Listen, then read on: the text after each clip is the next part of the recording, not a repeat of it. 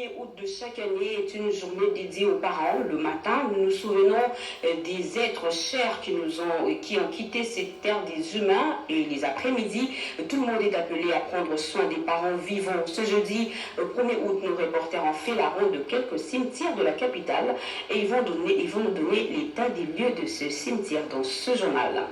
Mesdames, Messieurs, bonsoir et très heureuse de vous retrouver à travers cette grande édition d'information sur la chaîne nationale. Le 1er août, la journée dédiée aux parents, les avant-midi, mémoire de souvenirs pour les êtres chers et qui nous ont quittés, une visite sur leur dernière demeure pour faire un petit ménage sur les tombeaux et arracher les mauvaises herbes.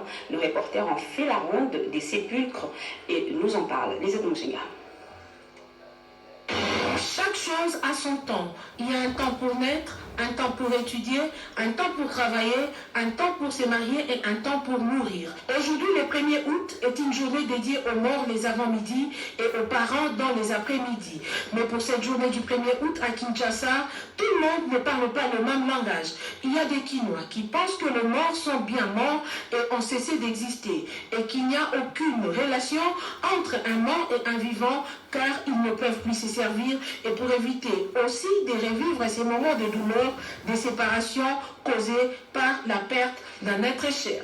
C'est à cause de toutes ces raisons qu'il y a manque d'engouement dans certains cimetières. D'autres Kinois pensent par contre que cette journée de mort est la bienvenue car elle permet à toute personne d'avoir une pensée pièce aux frères et sœurs qui ont quitté cette terre des hommes mais qui de leur vivant ont passé leur vie à nos côtés. C'est aussi une journée de reconnaissance pour des bienfaits à notre égard. Ne pas penser aux morts est un acte d'ignorance et d'ingratitude. Je suis venu pour mettre de la toilette bonifiée, le cimetière de papa, en mémoire de tout ce qu'il a fait pour nous depuis notre naissance jusqu'à ce jour où il est parti. On est resté, c'est pour manifester notre reconnaissance vis-à-vis d'un parent qui a été trop cher pour nous. Les parents sont des êtres pour qui nous devons y penser à chaque instant de notre vie. Ce que je suis aujourd'hui, si ces deux personnes n'avaient pas existé, moi aussi non plus, je n'aurais pas eu une existence quelconque. Voilà en fait comment moi je considère cette date du 1er août. Chaque année, Ces jours, c'est une occasion pour faire l'entretien sur la dernière demeure de nos parents ou nos êtres chers qui ne sont plus de ces mondes.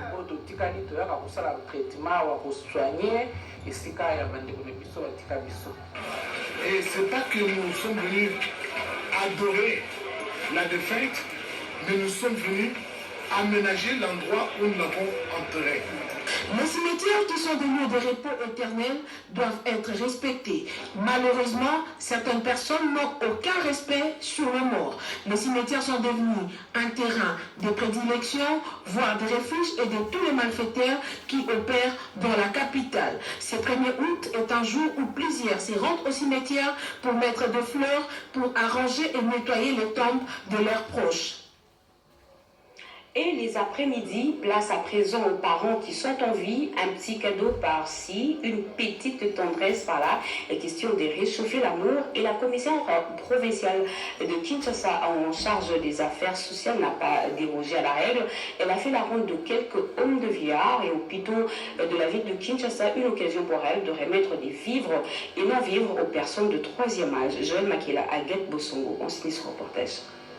Première étape, le homme de vieillard Kitambo, où la commissaire s'est rendue en visite de réconfort auprès des personnes du 3e âge. Dans sa gibecière composée des vivres et non-vivres, de quoi rendre heureux ses grands-parents. Laetitia Benakabamba a eu des moments d'échange affectifs avec les uns et les autres pour s'imprégner tant soit peu de leurs difficultés. Le centre hospitalier d'État, Maman Pamela Delargie de Kassavubu, a constitué la 2e étape de cette ronde. L'attention de la commissaire était portée sur les femmes qui ont accouché. Des kits bébés ont été remis à la grande satisfaction des parents. À l'hôpital pédiatrique Kalembelembe, elle a été reçue par les responsables médicaux. Les questions de prise en charge des enfants ont été évoquées, suivies d'un tour de salle accompagné de la remise des cadeaux prévus à cette étape. Cap hôpital général de référence de Kinshasa, ex-Mama Emu. Le même geste a été posé. Le centre mère et enfants de Barumbu a constitué le point de chute de cette ronde effectuée par la commissaire générale provinciale de Kinshasa, Laetitia Benakabamba. Tout à fait autre chose à présent. Le plan intégré des infrastructures pour la République démocratique du Congo doit prendre en compte toutes les provinces. Un travail d'experts a démarré et il a été présenté au Premier ministre Sylvestre Ilunga Ilunkamba, Françoise Bolabwaki et Pompon Umba. Le besoin du développement, identifier les urgences en termes d'infrastructures pour la République démocratique du Congo. La cartographie du plan intégré des infrastructures a été présentée au chef du gouvernement. Un plan qui intègre les routes, les voies ferrées lacustres, la fibre optique et autres. Le Premier ministre voudrait avoir toutes les informations y afférentes. Pendant qu'il consulte les forces politiques et autres compétences, Ilunga Ilunkamba a conféré avec le ministre d'État Azarias Rubewa qui a la charge des infrastructures, des transports et voies de communication, le conseiller du chef de l'État aux infrastructures Alexis Kayembe Bampende, séance de travail élargie aux experts du secteur privé et public. Il faut mettre tous les experts ensemble pour qu'on puisse les présenter, n'est-ce pas, notre plan directeur qui a déjà commencé et qui a pas mal de soutien au niveau du Premier ministre et même des institutions internationales. Qui ont vu que le président Tshisekedi, dans sa vision, de développer la RDC avec des infrastructures du futur. Donc il fallait que les gens se mettent au travail. Alors il a entendu, il voulait voir cette présentation qu'il a beaucoup appréciée. Qu'est-ce qu'on veut aujourd'hui? On ne veut pas que l'investisseur vienne ou une organisation internationale nous imposer ce que nous on a fait. En tant que pays souverain, nous, on doit présenter à l'investisseur au monde ce que nous avons comme infrastructure et comment on veut que notre infrastructure soit traitée, soit construite.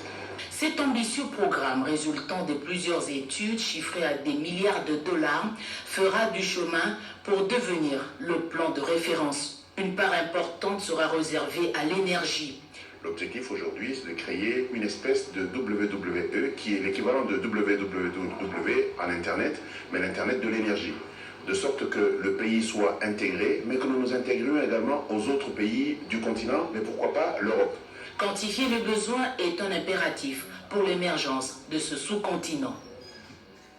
Et comment et pourquoi est-il important de légaliser son entreprise ou son statut d'opérateur économique?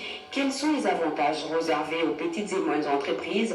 Autant de questions qui ont alimenté les débats pendant les 2 journées de réforme sur initiative de l'Agence nationale pour la promotion des investissements ANAPI. Les détails avec Patrick Michel Nikoui. Considérées comme l'une des voies de développement à la base, les petites, moyennes et micro-entreprises éprouvent aujourd'hui d'énormes difficultés à cause du déficit informationnel sur les droits et devoirs qui sont les leurs. Au cours de ces 2 journées de sensibilisation organisées par l'ANAPI avec l'appui financier du projet SOR, les PME ont pu recevoir des bonnes informations sur les prêts, les obligations fiscales, les sûretés immobilières, la numérisation des opérations et autres. Des discussions sans langue de bois entre opérateurs économiques et gestionnaires des structures étatiques du secteur. On arrive au guichet unique, vous nous dites que la création de petites et moyennes entreprises revient à $30 et 12 500. Mais nous, quand on arrive au guichet unique, vos agents nous disent que la création revient à $150. Si vous avez été au guichet unique des cartes d'entreprise, à la réception, vous êtes accueillis par un grand tableau. Un grand tableau à la dimension, je pense, de cet espace. Qu'est-ce qui est mentionné dans ce grand tableau? Le coût, en grand caractère. Si c'est un établissement, $30. Si c'est une société, $80, c'est mentionné à la réception. Avec plus de 1000 opérateurs enregistrés pendant les 2 jours, l'Agence nationale pour la promotion des investissements a pu atteindre son objectif, celui d'informer suffisamment les PME et inciter ceux qui évoluent dans l'informel à légaliser leur statut pour bénéficier des avantages qui leur reviennent. Et après le Haut-Katanga, Patrice Kitebikibolvoul s'est envolé pour Goma. Le directeur général du FPI est allé évaluer le niveau de projet financé par son institution dans cette partie du pays et dit sa satisfaction au micro de Guy Blaise Kitty.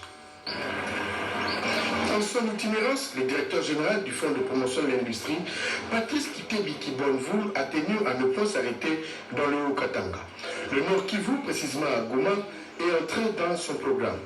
Visiblement, le promoteur de ce coin s'investit à fond pour l'émergence des projets financés par le Fonds de promotion de l'industrie. Le numéro 1 du fonds a d'abord visité Sobago, une boucherie et abattoir célébrissime de Goma. Celle-ci étant vétuste, a sollicité l'appui du fonds pour un crédit pour lui permettre de se relancer.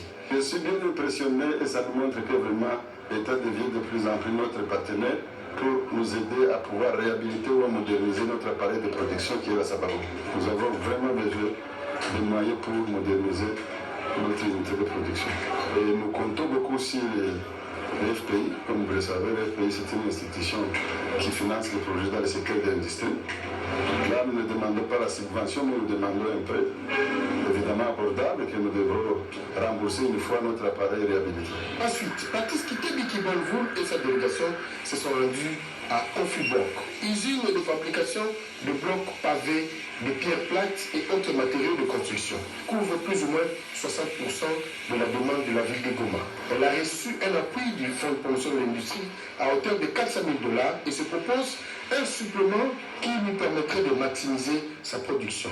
Ça nous donne un encouragement à notre niveau parce qu'avec son arrivée ici dans notre usine, notre industrie, nous sentons que nous avons quelque chose que le pays suit de près. Ça nous donne vraiment le courage de continuer et surtout qu'il nous a dit de continuer davantage parce qu'après un temps nous allons commencer à recevoir notre bénéfice quand nous avons déjà fini avec le paiement de la dette que nous avons consentie au niveau du FPI. Enfin, cap vers le chantier de l'hôtel Serena Swat IUCD, un hôtel à 5 étoiles qui va être inauguré dans le prochain jour pour un financement reçu du FPI de 3 millions de $. Nous avons eu 3 500 000 $. Avec les 3 500 000 $, c'était un financement des FPI. Nous avons acheté beaucoup de matériel comme le matériel de cuisine et le matériel de buanderie. Le directeur général du Fonds de promotion de l'industrie, Patrice Kitebi Bonvoul, s'est dit satisfait de l'engagement de ses promoteurs qui sont disposés à accompagner la République démocratique du Congo dans sa vision de développement. Patrice Kitebi réaffirme l'accompagnement de son institution. Et à Kinshasa, les tribunes d'expression populaire sur la gouvernance de 24 communes de la capitale se sont clôturées par la commune de Ndjili. C'est dans la droite ligne du contrôle citoyen que les bourgmestres ont rendu compte devant la population. Pendant tout le mois de juillet, les bourgmestres des 24 communes de la capitale Kinshasa étaient redevables face à leurs administrés au cours des tribunes d'expression populaire dont la commune d'Ndjili a constitué le point de chute, ce conformément au processus du budget participatif inscrit dans la loi sur les finances publiques. La population venue nombreuse des différents quartiers a pris d'assaut l'enceinte de la paroisse Sainte-Famille du quartier 12. Question de suivre l'autorité municipale s'exprimant sur l'exécution du budget local au premier semestre 2019, les réalisations en termes des besoins sociaux de base et les perspectives de développement pour la commune d'Ndjili. On avait un public bien averti, de personnes responsables. Les vraies tribunes d'expression populaire doivent se faire dans ce sens ici. Nous avons démontré les prévisions qui nous ont été assignées, les mobilisations en recettes propres et en rétrocession. Et qu'est-ce que nous avons fait?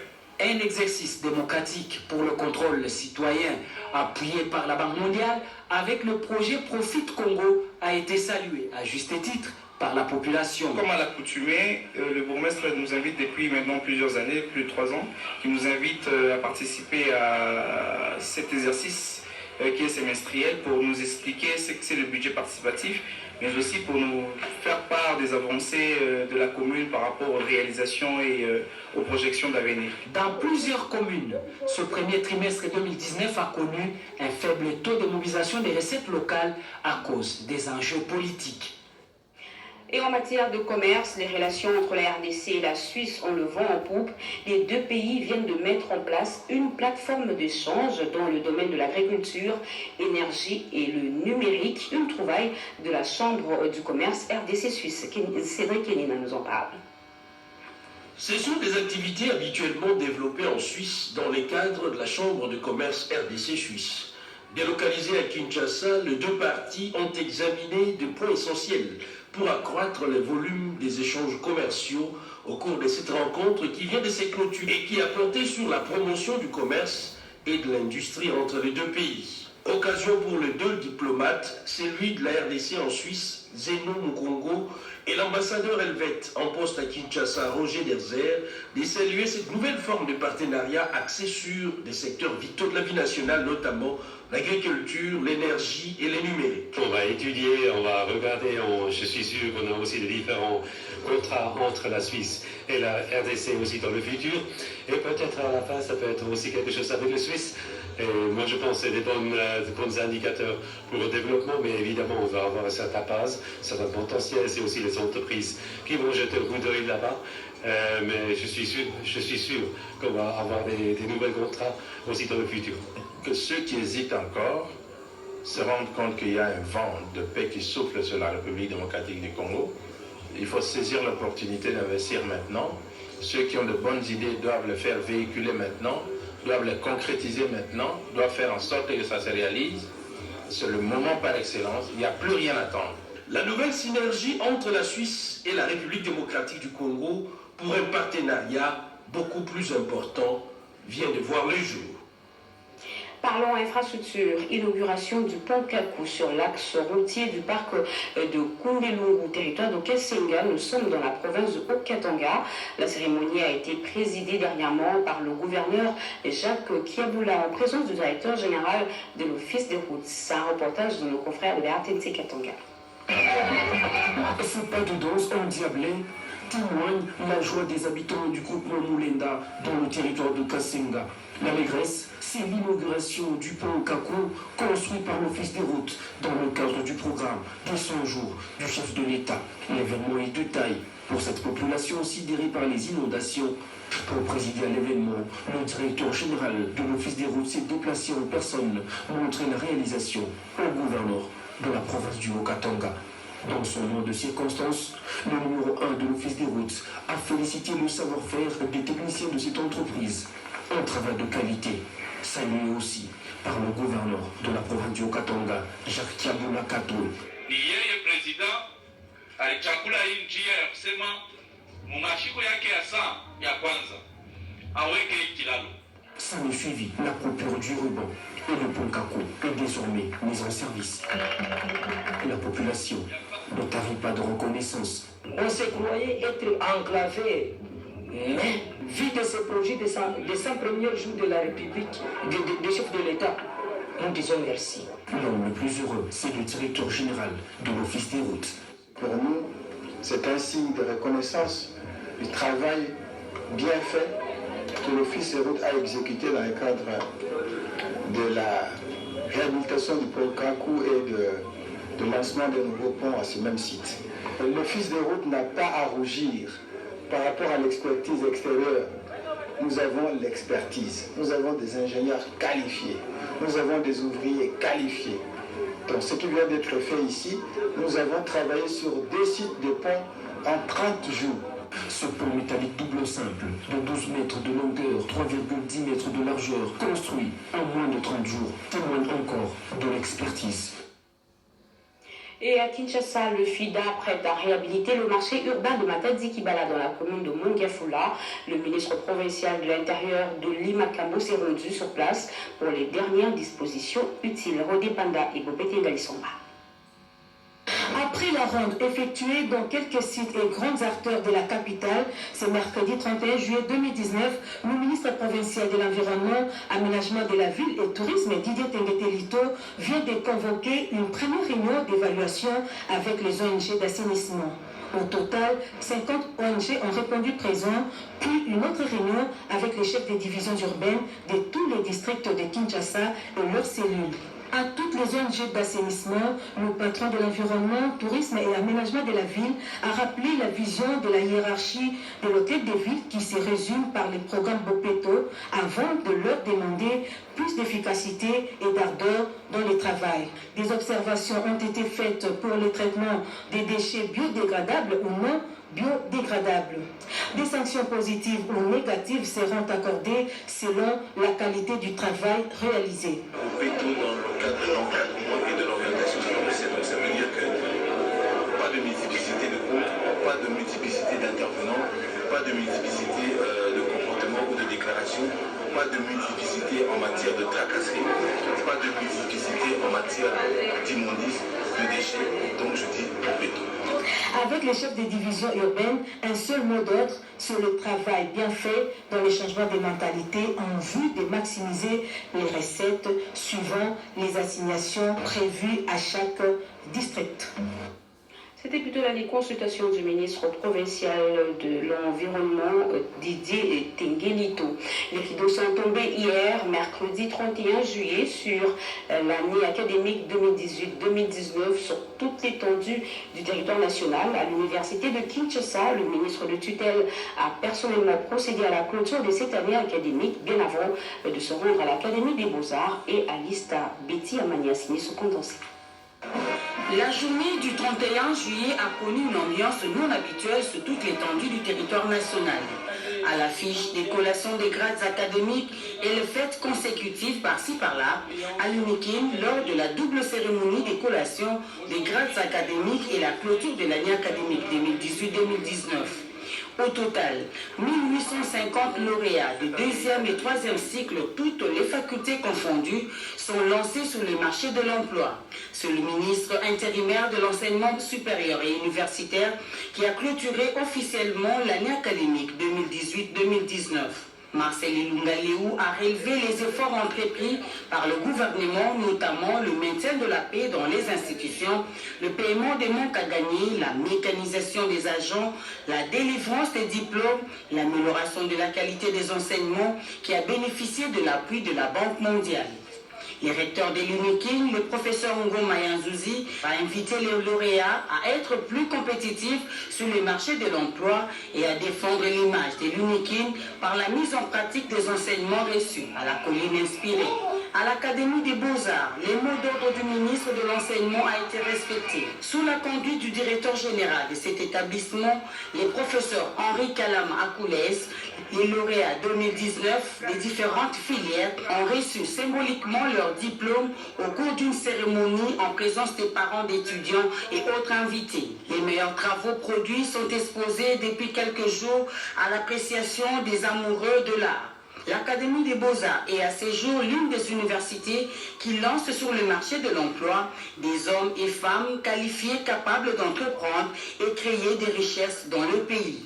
Même cérémonie à l'INBTP, le directeur général a présidé la cérémonie de clôture de l'année académique 2018-2019. Sur 5176 étudiants inscrits, 1406 finalistes, 34 lauréats. En présence du conseiller principal du chef de l'État en charge des recherches scientifiques, les secrétaires généraux et le directeur général de l'INBTP ont remercié le président de la République, Félix-Antoine Tshisekedi Tshilombo, pour avoir engagé plusieurs étudiants de l'INBTP aux travaux de construction des sauts de moutons. Pour clôturer la journée, les étudiants ont démontré l'importance de drones qui sert à produire des cartes en urbanisme, la cartographie et la foresterie. La fiche électronique à l'exportation fait son entrée dans notre pays. Le directeur général de l'Office de gestion du fret multimodal a lancé officiellement cet outil très capital pour le secteur d'import et export. Les détails avec Guy Matondo. Après la fiche électronique de renseignement à l'importation Ferry, l'heure est à la fiche électronique de renseignement à l'exportation. Désormais, tous les produits venant de la RDC vers l'extérieur seront astreints à ce document précieux. Pour le directeur général de l'Office de gestion de fret multimodal, Patient Saïba Tamboué, cette innovation présente des avantages certains. La certification de l'origine du produit et l'indication à l'avance de leur destination finale, permettant d'éviter ainsi les exportations frauduleuses. La FME a aussi pour avantage la mise en œuvre du contrôle croisé en vue de la maximisation des recettes au profit du trésor public. La maîtrise des coûts des transports par l'élaboration d'une aide médiane réaliste, la définition des politiques visant à développer l'industrie nationale de transport de fret, l'appui à la Banque centrale dans le processus de rapatriement des devises issues des produits exportés, l'appui à l'élaboration de la politique de décentralisation économique des provinces, la FME va permettre à la fois de connaître l'exportateur congolais, qui est au Congo en l'occurrence, et l'importateur. Il est important que la République démocratique du Congo connaisse ses partenaires commerciaux qui achètent nos minerais, qui achètent notre bois, qui achètent notre cacao, qui achètent notre café, qui achètent tous les produits qui viennent de la République démocratique du Congo.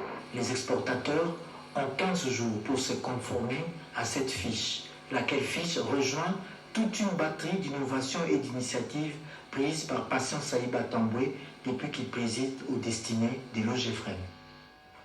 Le vice-président de l'association de l'ordre de souverains de Malte Belgique en visite à Kinshasa. Il a choisi de visiter les centres médicaux de l'armée du salut et il a également admis l'ancien directeur du service médical de l'armée du salut, le docteur Nkouimbie, à une haute distinction honorifique de l'ordre de souverains de Malte. Émile Ndouzizola et Jacques Abobar, reportage. Le partenariat entre les associations de l'Ordre souverain de Malte et Armée du Salut dans les domaines médicaux est bien florissant.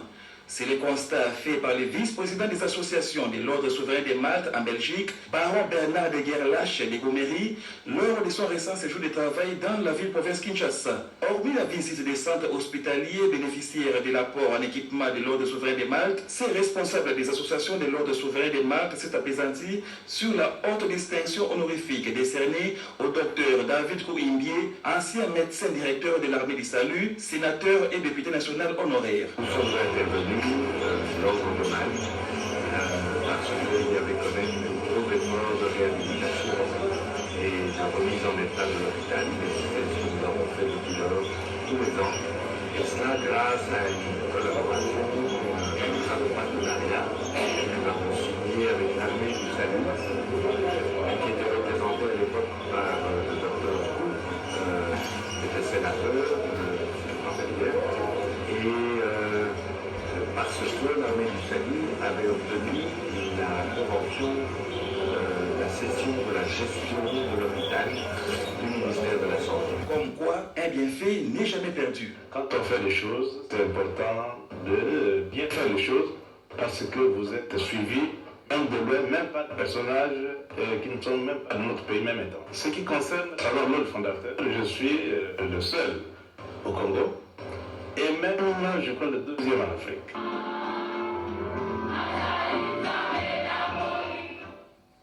Ils veulent enrichir leurs connaissances sur la tenue des documents en import et export. Les cadres et agents de l'Office congolais de contrôle en formation dispensés par le CEBUS RDC en présence de la directrice générale adjointe Cédric Enina et Jacques Méchi. Près de 200 cadres et agents de l'Office congolais de contrôle formés dans l'exploitation de documents en import et export. Des connaissances de plus pour augmenter les rendements avec l'expertise du guichet unique intégral du commerce extérieur CEGUS. Une formation qui s'inscrit dans le cadre du processus de réforme en cours au sein de cette entreprise du portefeuille, comme le souligne Madame le directeur général adjoint Isabelle Kassongo-Omba. Nos attentes pour nous, c'est leur compétence, donc la compétence dans la matière qu'ils viennent d'apprendre. Parce que nous sommes dans le processus de réforme. Donc, CEGUS, qui est notre partenaire, a mis à la disposition ce qu'il faut dans l'exploitation de nos documents en import et en export. Mais pour ces agents, nous attendons leurs compétences et leur mise à jour et que tout le monde soit connecté à ce système. Vous savez, on est dans un partenariat qui est ancien. Depuis plusieurs années, il y a des échanges permanents, que ce soit sur le plan technique, que ce soit sur le plan de la transfert de connaissances. Et je crois que une période d'un mois de formation de plus de 200 agents de l'ECC cristallise le partenariat qui est le nôtre, cristallise cet échange permanent qui est le nôtre. Et comme disait Madame le DGA de l'ECC, nous avons encore d'autres chantiers en cours qui sans aucun doute finalité pour le dialogue. L'OCC qui veille à la conformité des marchandises et autres produits qui franchissent nos frontières tient à la formation de ses agents et cadres pour une efficacité sur le terrain. Pendant que les chefs d'État africains se préoccupent de la mise en œuvre de la zone de libre-échange du continent africain, cette réalité d'une importance capitale pour l'intégration et le développement de l'Afrique fait déjà l'objet d'une étude scientifique. Ce travail a été présenté et défendu par l'honorable Justin Kalumba Mwanangongo à la faculté de droit de l'université de Kinshasa. David Moubenga, reportage. Le jury chargé d'examiner le mémoire de DF en droit a reçu le mémoire de M. Kalumba Mwanangongo, intitulé « La mise en œuvre de la zone de libre-échange africaine, défis d'ordre juridique et perspectives ». Après délibération à huis clos, le jury a pris la décision suivante. Le candidat Kalumba Mwanangongo a réussi avec la mention la plus grande distinction.